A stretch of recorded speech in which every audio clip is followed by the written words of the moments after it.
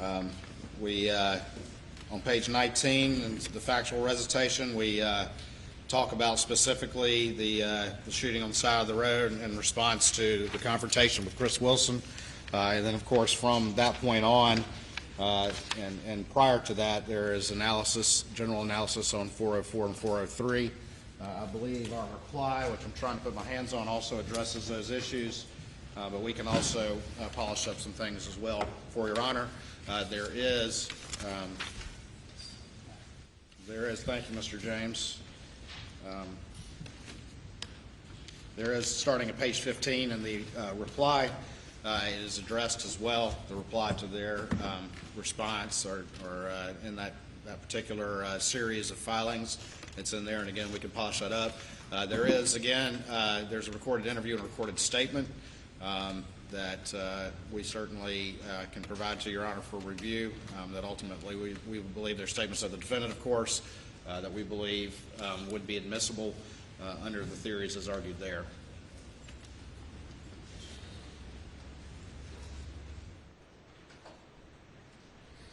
And what is the state's theory of admissibility of the roadside shooting? Yes, sir, Your Honor. We argued back in December, and as argued in those particular briefs, what we see is a chain of circumstances that are connected for an extended period of time that particularly highlight and start in June 7th. We've gone into, obviously, Your Honor, moving into the financial situation as it went into July and the efforts to shore up that particular money, the loans. Mr. Birney testified to that today. But of course, Mr. Murdaugh, there's already been evidence admitted that he was $192,000 short, and that Chris Wilson covered that. The evidence goes on that in that particular interim of time, and again with the state's theory, that he's able to do his best to try to cover things up in that interim period. But then everything comes to a head, as already has been testified to, in September 4th. Chris Wilson, of course, has also already testified that that particular day, on September 4th, that he finally got the defendant to agree to meet with him and confronted him about that 192, which again is right at the heart of the Ferris fees, which are right at the heart of June 7th, 2021.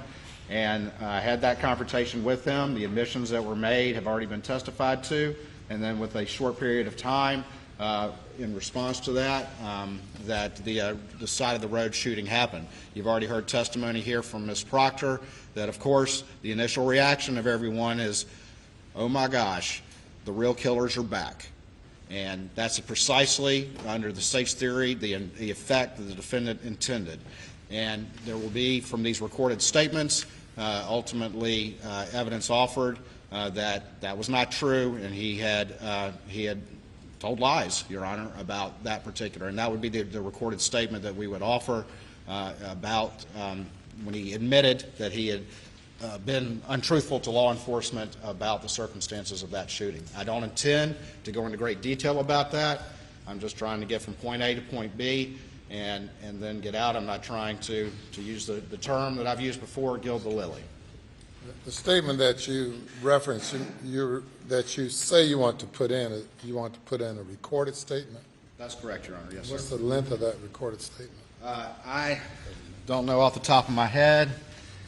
I think it's less than 15 minutes, Your Honor. No, it's longer than that. No more than 30. Mr. Griffin and I were there when he gave the recorded statement. We called them to give the recorded statement.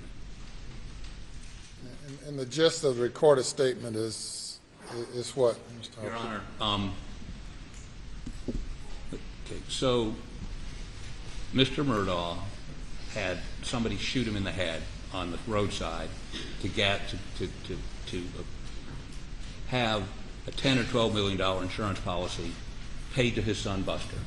Now, he believed it was a suicide contestability cause, so he had somebody shoot him in the head. No question they shot him in the head.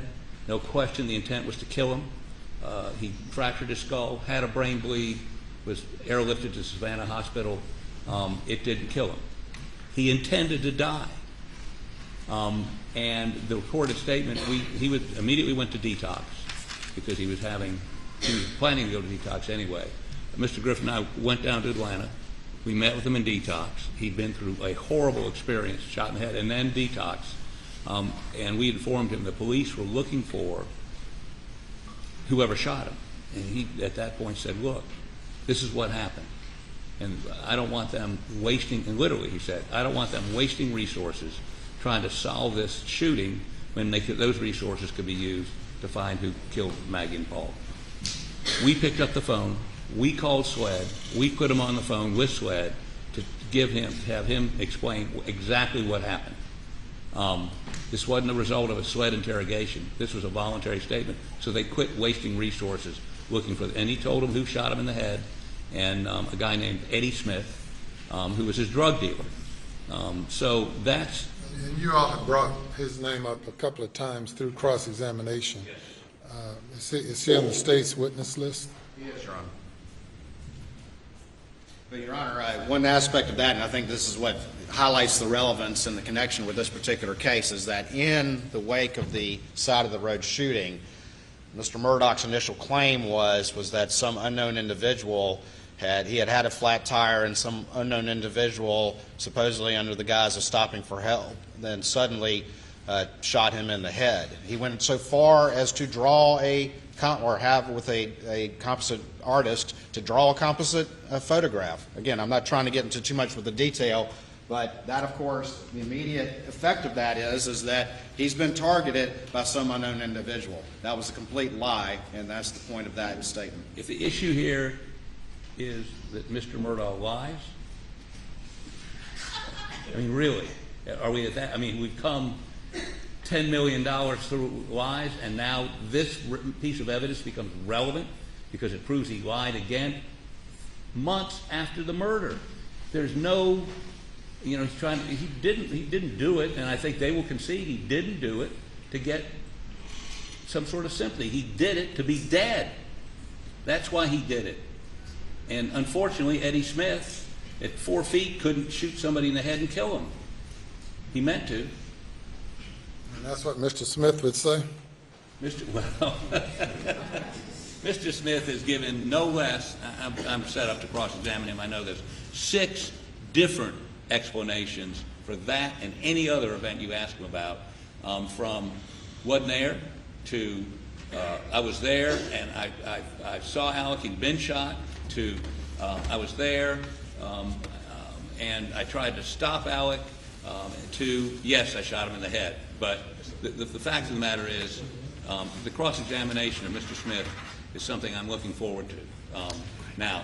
But this particular event had nothing to do with what happened on June 7, other than he lied about something else. And 404, unless there's a specific, it's not motive. I mean, I don't understand what the 404, 403 analysis would be on this. I know what the 403 analysis is. The prejudice outweighs the probative. The 404 is what of the 4 things that 404 is admitted for, which one is this? Your Honor. I know you all want to argue it in the morning, so this is just a prelude to tomorrow morning. 2 things. 2 things. If Mr. Harpootlian wishes to stipulate in front of the jury that his client is a liar, the state's willing to accept that stipulation. And not go forward with this?